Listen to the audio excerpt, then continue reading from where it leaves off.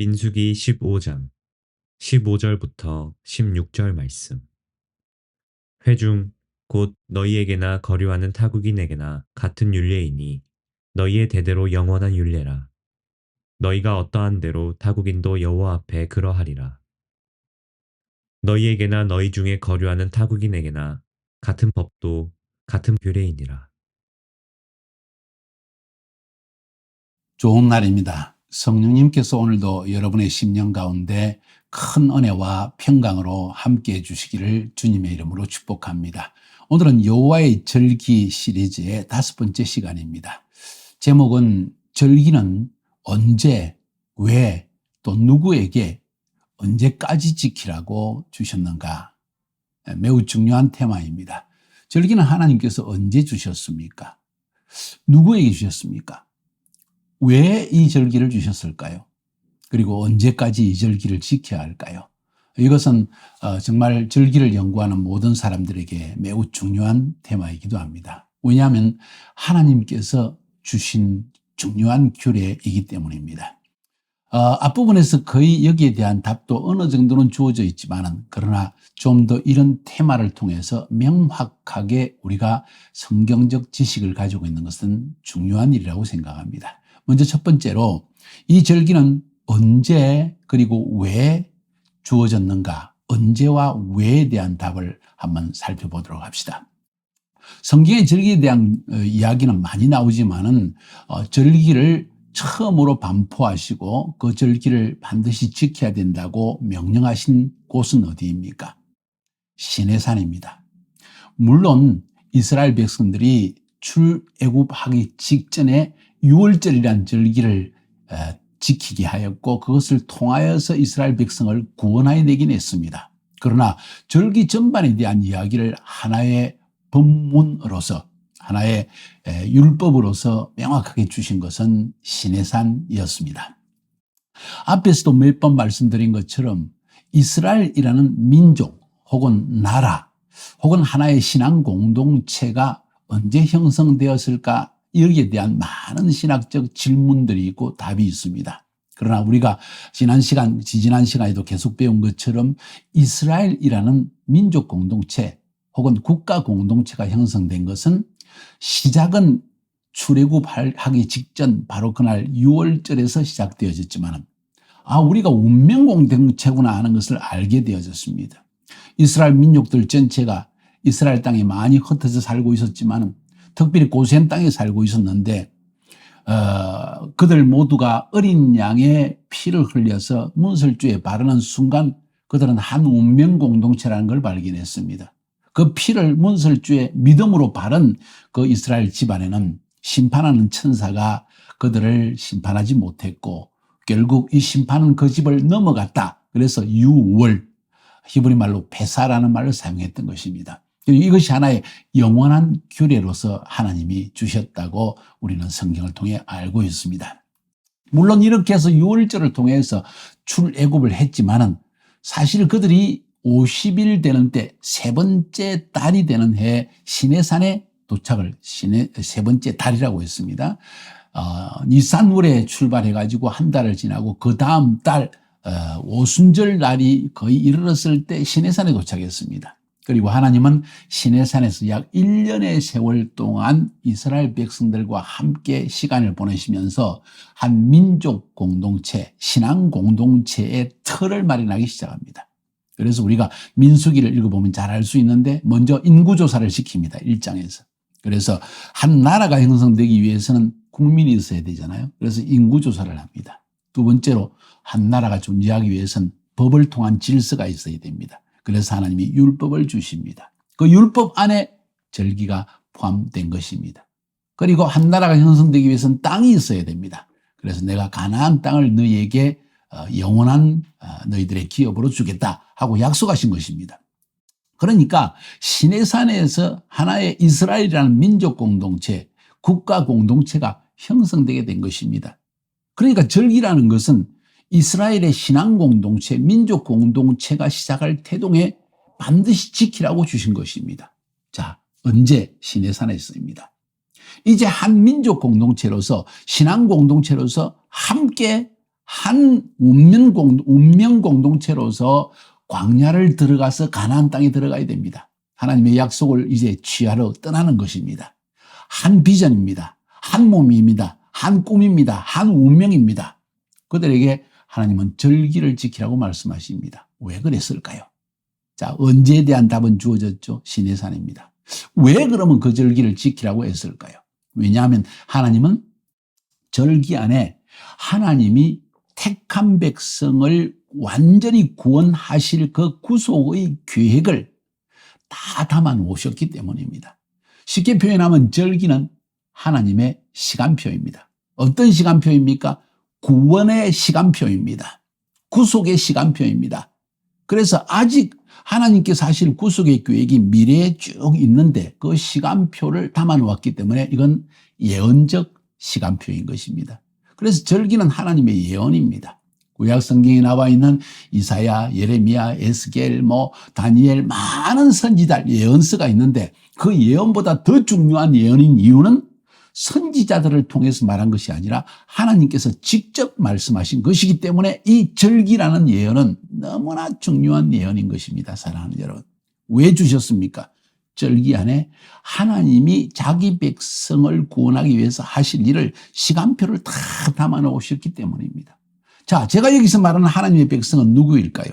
물론 이스라엘 백성들의 구속의 시간표이지만 그 안에는 이스라엘뿐만 아니라 인류 전체에 대한 모든 인류, 하나님의 형상대로 지음받은 인간들 가운데 하나님이 구원을 위해서 택하신 자들을 구원하실 그 시간표를 하나님은 절기 안에 다 심어 놓으신 것입니다. 그러니까 이 절기를 지키라. 왜 지키라고 하셨는가?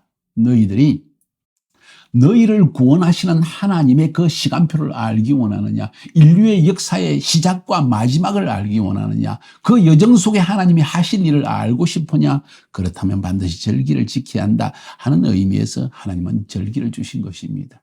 여러 번 반복해서 말씀드렸지만 또 반복합니다. 이것은 여러분에게 너무 중요한 내용이기 때문입니다. 예언이기 때문입니다. 인류의 운명에 관한 것이기도 하기 때문입니다. 그 하나님의 절기에는 안식일이 기본이라고 했습니다. 안식일은 어떤 예언입니까? 하나님이 하늘과 땅을 새롭게 창조하실 새하늘과 새 땅이 우리에게 임할 것이다. 지금 죄로 물들어서 눈물과 근심과 질병과 죽음이 있는 이 세상이 아니라 하나님이 창조하실 새 하늘과 새 땅, 영원한 하나님의 나라가 온다. 그날을 기다리라 하는 의미에서 안식일을 지키라고 하는 것입니다. 그리고 그날은 바로 완전한 구속이 이루어지는 날이다. 마치 애굽의 종살이에서 하나님께서 구원하여 내신 것과 같은, 그러나 그때는 광야를 거쳐야 했는데 이제는 그 광야를 거쳐서 가나안 땅에 들어가는 마지막 완전한 구속이 주어지는 때가 있다. 이것을 지금 다 말씀해 주시는 것입니다. 그래서 봄절기를 통해서는 이 우리의 인류의 구속과 하나님이 가져오실 새 창조를 위해서 메시아가 올 것이다. 메시아가 모든 인류의 죄를 대신 짊어지고 십자가에서 죽으시고 우리의 저주와 죄를 다 짊어지고 죽으시지만 부활하실 것이다. 이것이 봄절기에 메시아의 초림에 대한 이야기가. 가을절기에는 이 메시아가 부활 성천했지만은 다시 마지막 심판을 위해서 영원한 하나님의 나라 새하늘과 새 땅이 임할 그 직전에, 완전한 구속을 주실 그 직전에 그 메시아는 다시 이 땅에 오실 것이다. 그리고 우리에게 완전한 구원을 주실 것이다. 그게 바로 예수님의 재림에 관한, 메시아의 재림에 관한 두 번째 가을절기라는 것입니다. 이 가을절기 세 개, 봄절기 세 개, 그 중간에 오순절 샤부옷이라고 하는 펜타코스텔 데이가 남아 있습니다. 이날은 성령님이 임하실 것이다. 왜? 주님이 재림하시는 그때까지, 마지막 종말의 때까지 사단 마귀가 끊임없이 하나님의 백성을 괴롭히고 이 세상은 어둠을 향하여 질주하여 나아갈 때 하나님이 성령을 주셔서 자기 백성을 어두운 가운데에서도 인도하여 주기 위해서, 또 성령의 능력으로 수많은 사람들이 아직 구원받지 못한 완전한 구속, 새하늘과 새 땅에 들어가지 못하는 불신자들을 예수 믿게 해서 구원받게 하기 위해서 성령을 주시는 날이다. 이렇게 봄절기는 예수님의 초림, 가을절기는 예수님의 재림, 그 중간에 성령을 부어주셔서 바로 그 성령님이 우리의 삶을 마지막 재림에까지 인도해 주신다는, 빛이 되신다는, 지혜가 되신다는, 능력이 되신다는 이야기가 이 절기 안에 담겨 있기 때문에 하나님의 절기는 너무너무 중요하다는 것입니다. 이해가 되시죠? 절기는 언제, 왜 주셨는가? 자, 이제 그 다음에 살펴볼 주제는 절기는 누구에게 주셨는가? 우리는 쉽게 생각할 것입니다. 이거 유대인의 절기 아닙니까? 이스라엘 민족을 위해서 주신 절기 아닙니까? 그럼 이스라엘 민족들만 지키면 된다고 쉽게 생각하기 쉽습니다. 그런데 성경은 우리에게 큰 그림을 볼 때 이스라엘 안에, 이스라엘이라는 그 단어 안에, 그 민족 공동체 안에, 그 신앙 공동체 안에 예수 믿는 교회도 함께 상징적으로 다 집어넣으셨다는 걸 알아야만 합니다. 그래서 이스라엘의 구원은 곧 우리의 구원이라는 것을 이제 이번 시간, 다음 시간에 여러분이 점점 알게 될 것입니다. 자, 절기는 누구에게 주셨는가? 물론 이스라엘의 12지파에게 그 당시에 시내산에서 주셨습니다. 그러면서 레위기 23장 2절에 하나님께서 이런 말씀을 하십니다. 이스라엘 자손에게 말하여 이르라. 이것이 나의 절기들이니, 나의 절기들이니 너희가 성회로 공포할 여호와의 절기들이니라. 자, 하나님의 절기, 나의 절기다. 자, 이건 유대인의 절기가 아니라 여호와의 절기다. 하나님의 절기다. 하나님이 귀중히 여기신다. 왜? 하나님이 마치 예언자를 거치지 않고 직접 자기 백성에게 주인 절기들이기 때문이다. 하나님의 시간표이기 때문이다. 그 다음 민수기 15장 16절에 보면 여기에 대해서 바로 이 절기에 대한 이야기를 하시면서 회중 곧 너희에게나 거류하는 타국인에게나 같은 율례이니 너희의 대대로 영원한 율례라. 너희가 어떠한 대로 타국인도 여호와 앞에서 그러하리라. 너희나 너희 중에 우가하는 타국인이나 한 법도 한 규례니라. 뭔 이야기입니까? 이건 이스라엘 백성에게만 준 것이 아니라 너희와 함께 우가하는, 다시 말해서 신앙을 같이 하는, 믿음을 같이 하는 모든 이방인들도 똑같은 규례이다. 같은 율례이다. 한 법도이다. 한 규례이다. 조금도 차이가 없다는 것을 지금 말씀하고 있는 것입니다. 전능하신 하나님을 믿고 여호와 하나님을 나의 구주로 영접한 이 모든 사람들은 유대인, 이방인 가리지 않고 모두가 똑같은 규례다 하는 사실을 지금 성경은 우리에게 말하고 있는 것입니다. 이 오늘 본문에서 나오는 보세요. 회중 곧 너희에게 거류하는 타국인에게나 너희에게나 거류하는 타국인에게나, 이 말은 회중에는 이스라엘 백성 너희, 그리고 거류하는 타국인, 다시 말해서 이방인, 이스라엘과 이방인 모두를 합해서 하나님은 회중이라고 표현을 합니다. 히브리 말로 이것을 가할이라고 이야기하는데 이것을 septuagin트, 유대인 70인 장로가 애굽에서 이 자기들의 이 히브리 말로 된 성경을 헬라어로 번역했습니다. 왜냐하면 그 당시 예수님의 시대, 그 이전부터 시작해가지고 이스라엘 땅 전 지중해 연안은 전부 헬라 문화권 안에 있었고 헬라어를 사용했기 때문입니다. 특별히 유대인들도 헬라 말을 사용했습니다. 그래서 모든 일반 유대인들에게 성경을 잘 이해시키기 위해서 이 septuagin트라고 하는 헬라어로 된 구약 성경을 그들이 번역했는데, 그때 그 번역할 때 이 가할, 히브리 말로 가할, 한국말로 회중이라고 하는 이 단어를 에클레시아라고 번역을 했습니다. 에클레시아는 신약 성경에서 넘어와서 교회라는 말로 사용되어졌죠. 다시 말해서 여기서 말하는 회중은 바로 교회입니다. 그 교회 안에는 이스라엘 백성들뿐만 아니라 예수 믿는 모든 교회 성도들이 포함되어 있다는 이야기입니다. 다시 읽어볼까요? 오늘 본문의 말씀을. 회중 곧 너희에게나 거류하는 타국인에게나 같은 율례이니 너희의 대대로 영원한 율례라. 너희가 어떠한 대로 타국인도 여호와 앞에서 그러하니라. 너희나 너희 중에 우가하는 타국인이나 한 법도 한 규례니라. 이 절기는 단순히 이스라엘 12지파만 지키는 것이 아니라 그들과 함께하는 모든 이방인들도 함께 속하게 되는, 함께 지키게 되는 똑같이 차등이 없는 한 율례요, 한 규례요, 한 법도라고 하나님이 강조하여 말씀하십니다. 다시 말해서 이것은 이스라엘 백성에게만 주신 것이 아니라 오늘 예수 믿는 모든 가할, 에클레시아, 교회, 회중, 하나님의 교회가 반드시 한번 지키면서 하나님의 구속의 시간표를 알아야 한다. 그 안에 예수님에 대한 이야기가 가득 차 있는 것이 중요합니다.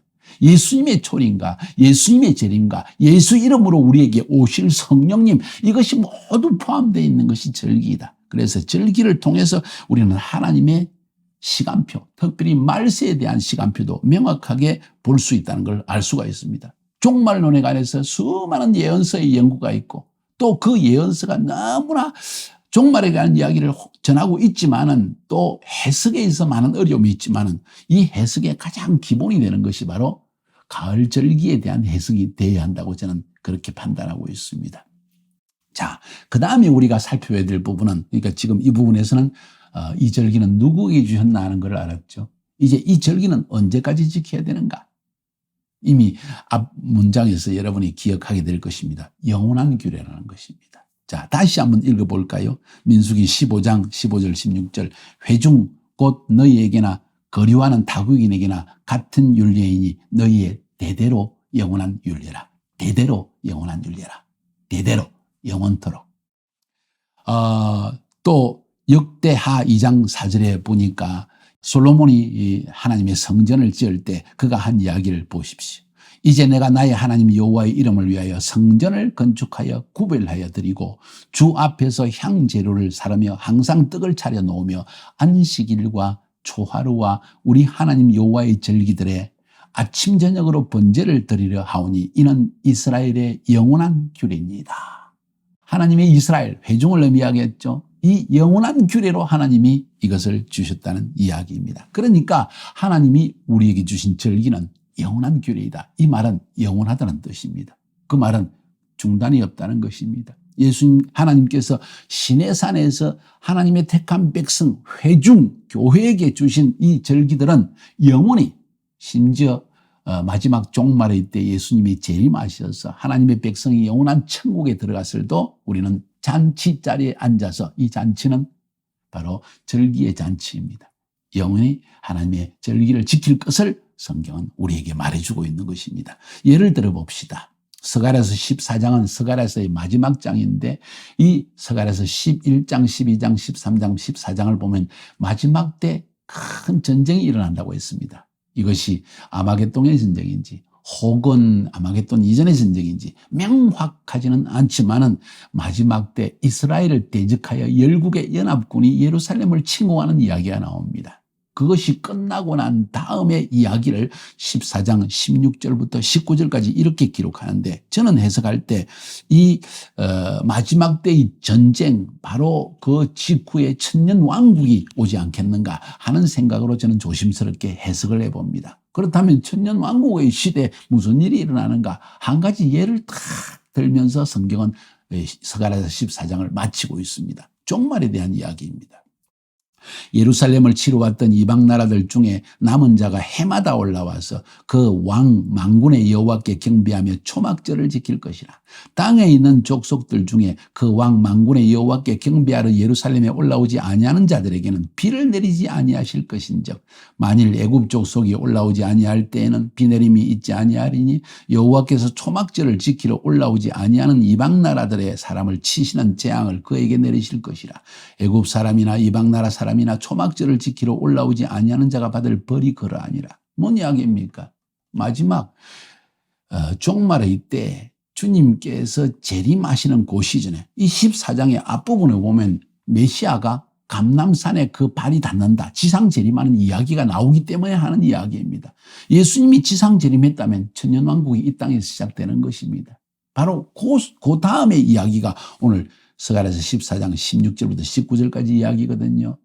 뭔 이야기를 하고 있습니까? 이미 천년왕국이 시작되어졌는데 이제는 지상에서의 예수님이 왕으로서, 왕중왕으로서 지상 재림을 하고 있는 때인데, 그때도 이방 백성들 가운데 메시아께 경배하러 오지 않는 민족이 있더라는 거예요. 천년왕국의 모습이 어떠한가 하는 일면을 볼 수 있는 굉장히 중요한 부분입니다. 그래서 만약 초막절을 통해서 메시아를 인정하고 하나님의 나라에 들어가기를 사모하는 그런 믿음을 가지고 나오지 않는 백성들은 하나님이 저주 내리신다는 거예요.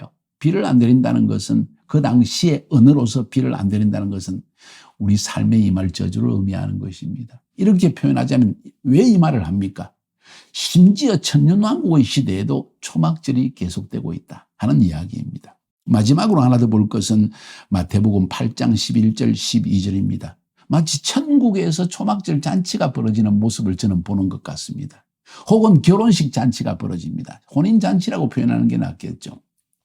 또 너희에게 이르노니 동서로부터 많은 사람이 이르러 아브라함과 이삭과 야곱과 함께 천국에 앉으려니와. 이방인들을 대한 이야기입니다. 동서로부터 많은 사람이 와서 아브라함과 이삭과 야곱과 함께 천국에 앉지만은 그 나라의 본자손들은, 이스라엘은 바깥 어두운 데서 쫓겨나서 거기서 울며 이를 가게 되리라. 메시아를 영접하지 않았기 때문에 이런 낭패를 당하는 자가 있다는 것을 예수님은 경고하시면서 이것은 바로 혼인잔치를 의미합니다.